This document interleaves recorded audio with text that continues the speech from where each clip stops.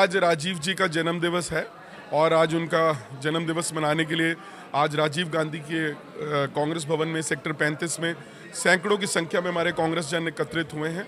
महिलाएं, पुरुष, बच्चे सभी यहाँ पर आए हैं आज राजीव जी को याद करते हुए, क्योंकि राजीव जी वो युवा प्रधानमंत्री थे जिन्होंने देश के लिए बहुत काम किया है। मॉडर्न हिंदुस्तान को बनाने का काम अगर किसी ने किया तो वो राजीव ने किया। एक आधुनिक भारत की नींव उन्होंने रखी, कंप्यूटर इस देश के अंदर लेकर आए।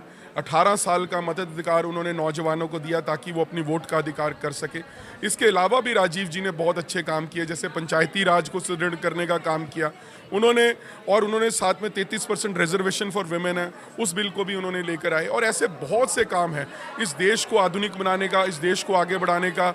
और हम हमेशा राजीव जी के ऋणी रहेंगे कि उन्होंने इतना अच्छा काम देश के जनता के लिए किया। आज कांग्रेस पार्टी पूरी तरह से उनको याद कर रही है और आज हमने उनकी जो प्रतिमा है उसको पुष्पमालाएं अर्पित की हैं। सैकड़ों हमारे साथियों ने जो श्रद्धा के भाव से आज राजीव जी को, जो दिवंगत प्रधानमंत्री हैं, उनको श्रद्धांजलि दी।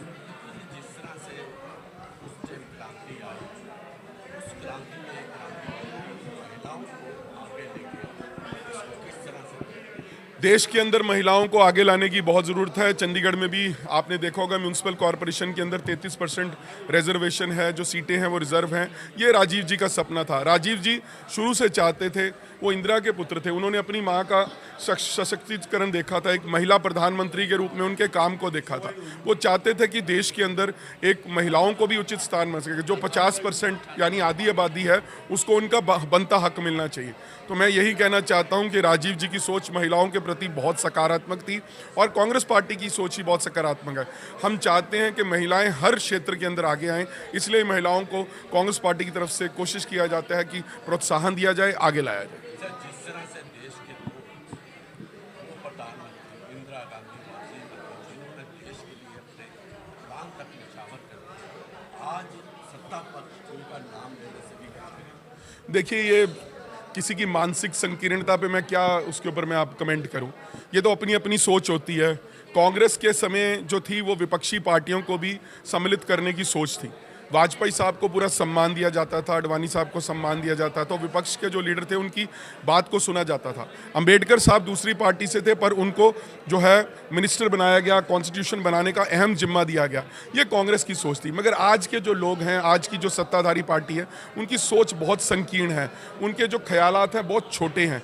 मैं समझता हूँ कि हमारे देश को चाहिए कि सभी पार्टियां इकट्ठे होकर इस देश के सामूहिक विकास की बात करें, सामूहिक आगे बढ़ने की बात करें, तभी ये देश सचमुच में तरक्की कर सकेगा, आगे बढ़ सकेगा और पूरे विश्व को जो है टक्कर दे सकेगा।